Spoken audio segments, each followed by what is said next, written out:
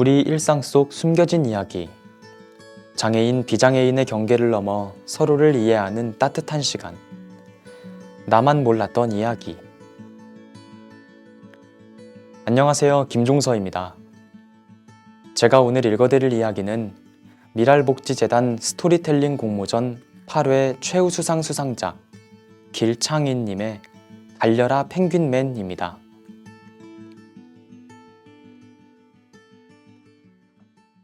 초등학생 나의 별명은 펭귄맨이었다.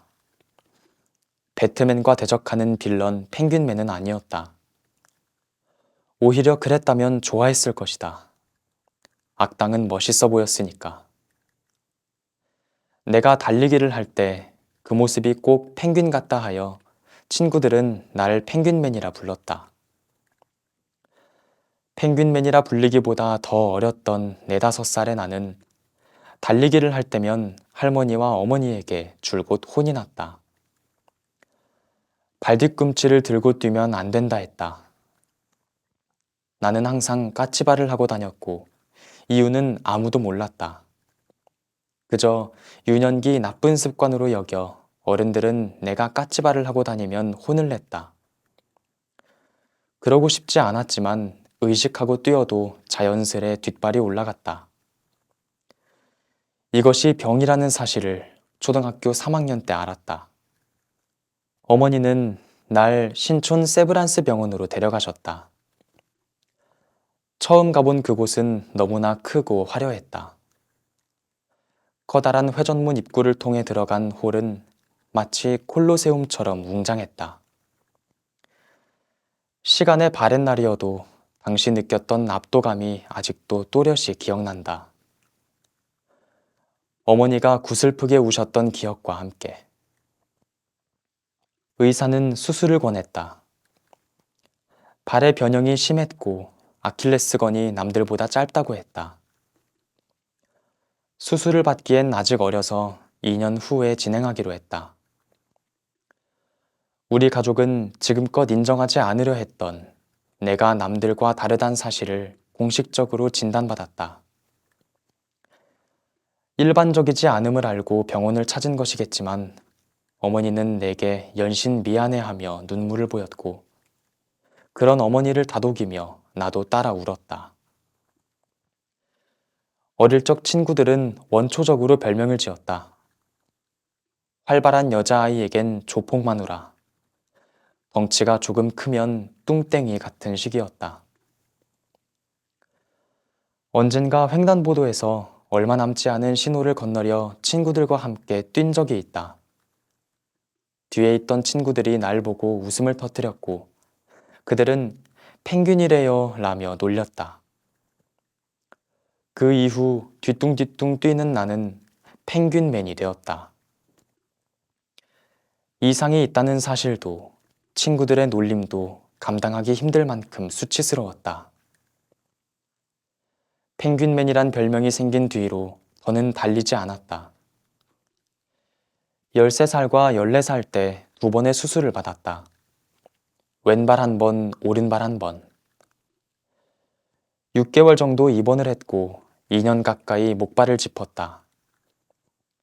펭귄맨은 뛰지 않은 것이 아니라 뛰지 못하게 되었다. 자연스럽게 펭귄맨이란 별명도 사라졌다. 수술한 이후로 비가 내리면 수술한 부위가 아리고 시렸다. 당시 날 가장 이해해 준 것은 할머니였다. 아픔을 감추려 해도 먼저 알아보셨다. 마치 당신이 아팠던 것처럼. 너무 고통스러운 날에는 발을 붙잡고 누에고치처럼 몸을 말아 울었다. 소리 삼킨 울음에도 할머니는 어김없이 찾아와 날 안아주셨다. 18살의 여름, 정형외과 의사 선생님은 내게 세브란스 병원이 아닌 이대 목동병원으로 가보라고 하며 그곳에 우리나라에서 가장 유명한 신경과 선생님이 있다고 했다. 새로운 병원을 향한 그날은 참으로 무더웠다. 스마트폰도 없던 시절, 어머니와 나는 낯선 길을 헤매며 이대 목동병원 신경과를 찾아갔다. 그곳에서 나는 불치병 판정을 받았다. 병명은 CMT, 샤르코 마리투스. 하퇴 근육 위축과 감각장애가 일어나는 유전성 신경장애. 처음 본 의사는 내가 불치병이 있다고 말했다. 어려운 병명은 외우지 못했고 오직 불치병이라는 단어만 뇌리에 남았다. 아킬레스건이 짧아 까치발을 하던 이유도, 발의 변형이와 수술을 한 이유도 사실 선천성 유전병 때문이었다. 우리 가족은 아무도 그러지 않았기에 난 유전자 돌연변이었다. 어머니는 그날 또다시 눈물을 흘렸다. 내가 남들과 다르단 것을 처음 알게 되었을 때보다 더 많이 울었다. 그러나 나는 웃었다. 어머니의 등을 토닥거리며 불치병이라니 드라마 주인공 같다. 그렇지? 라며 웃었다. 의사에게 그럼 죽는 것이냐 물었다. 의사는 불치병이라고 죽는 것은 아니라 답했다. 그저 치료할 수 없는 병을 불치병이라고 하며 손발의 근육이 조금씩 빠져나가다가 나이가 들면서 온몸의 근육이 사라져 고통 속에 죽을 것이라 말했다. 이런 말을 환자에게 했을 리는 없지만 실제 했던 말은 아무리 더듬어도 기억이 나질 않는다. 집으로 돌아가는 길에는 내가 가장 좋아했던 냉라면을 먹었다. 빙수처럼 얼음이 듬뿍 올라간 라면이었다. 그걸 먹고 어머니도 조금은 진정이 되었을까? 아니면 넘기지 못했을까? 어머니는 다시 일터인 식당으로 돌아갔고 나는 집으로 가 그제야 맘 놓고 울었다. 며칠이 지나고 복지카드를 받았다. 그곳에는 지체장애 5급이라 쓰여 있었다. 부모님의 식당을 가면 등급이 매겨진 정육을 볼 수 있었는데 나는 마치 제일 낮은 등급의 죽은 쇠고기가 된 것 같았다. 그날 이후 조금씩 우울증 증상이 발현됐다. 불치병은 오직 드라마에서만 접하는 단어였고 아는 것은 암과 백혈병뿐이었다. 그리고 불치병 환자는 모두 일찍 생을 마감했다. 자연스레 나의 죽음까지 생각하게 되었는데 사춘기 고등학생에겐 벅찬 상상이었다. 날 펭귄맨이라 놀리는 친구들은 이제 없었지만 우울은 내가 가장 싫어했던 펭귄맨으로 형상화돼 마음속 한편에 자리 잡았다. 펭귄맨은 어릴 적 수치감을 떠올리게 했고 무슨 일을 시도하면 실패할 거라며 막았다. 우울한 감정은 걷잡을 수 없이 커졌지만 어머니 앞에서 눈물을 감췄던 것처럼 내 안의 펭귄맨을 감추고 또 감췄다. 무사히 재활을 마치고 남들처럼 지낼 수 있게 되었다.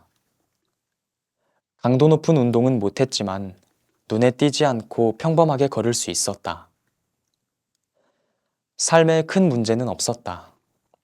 하지만 무엇이 계기였을까? 특별한 것은 아니었던 것 같다. 수술한 지 근 20년이 되었지만 제대로 뛰어본 적이 없었다. 그것을 이겨보려 마라톤에 도전해보고 싶었다. 날 가두고 있는 것을 깨고 감추어둔 펭귄맨과 헤어지고 싶었다. 그날 바로 1월 1일에 열리는 5km 단거리 마라톤을 찾아 겁없이 예약했다. 연습은 집 앞 초등학교 운동장에서 했다. 혹시 누가 볼까 두려워 아무도 없는 시간을 찾아 밤 10시 이후에 연습했다. 누군가 보면 또다시 펭귄맨이라 부를 것만 같았다. 처음에는 빠르게 걷는 정도로 뛰었다. 혹시나 수술한 부위가 아플까 아기 새가 첫 비행하듯 아주 조심스럽게 뛰었다. 걱정했던 것만큼 발은 아프지 않았다. 하지만 달리기라 부르기 민망할 속도에도 5km는커녕 100m도 달리기 힘들었다. 도전에 의의를 두자고 생각하며 매일 저녁에 나와서 걷고 뛰었다. 생각보다 실력이 빨리 늘었다. 100m를 뛰고 지쳤던 것이 150m가 되었고 200m가 되었다. 속도에는 연연하지 않고 쉬지 않고 얼마나 오래 달리는지에 집중했다. 마라톤 참가 자체에 의의를 두고 시작했지만 목표는 어느새 쉬지 않고 완주하기로 바뀌었다. 연습을 이어갈수록 실력은 눈에 띄게 나아졌다. 한편으로는 충분히 할 수 있는 도전에도 장애라는 핑계 뒤에 숨어 살아왔다는 생각도 들었다. 비단 비겁하게 피한 일들이 달리기뿐이었을까? 당연히 못한다고 여긴 것들은 수없이 많았다. 그렇게 1월 1일 아침이 되었다. 마라톤 장소에는 많은 사람이 설레는 표정을 하고 있었고 그들 중 나 혼자 비장했다. 시작 신호와 함께 사람들이 뛰기 시작했다. 남들보다 늦더라도 한 번도 쉬지 않고 완주하는 것만을 목표로 천천히 달렸다. 5km를 뛰기는 쉽지 않았다. 지쳐서 걷고 싶었다. 불치병에 걸린 장애인이라 핑계대고 지금껏 그랬던 것처럼 포기하고 싶었다. 매번 그랬으니까. 그때 잊고 살았던 펭귄맨이 나타났다. 펭귄맨은 내 옆에서 뒤뚱뒤뚱 함께 달려주었다. 가장 싫어한 별명인 펭귄맨이 이제와 날 응원해주기 시작했다. 그날 나는 5km를 한 번도 쉬지 않고 뛰어 완주에 성공했다.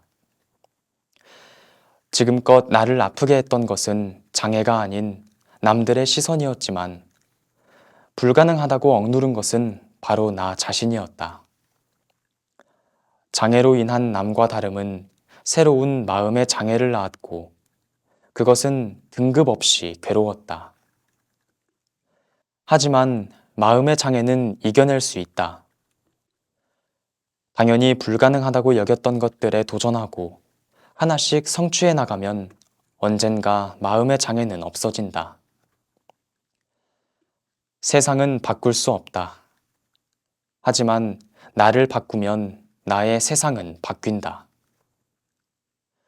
평생 피하고 감추고 살았지만 펭귄맨이 나를 응원해준 시점부터 나의 세상은 변했다.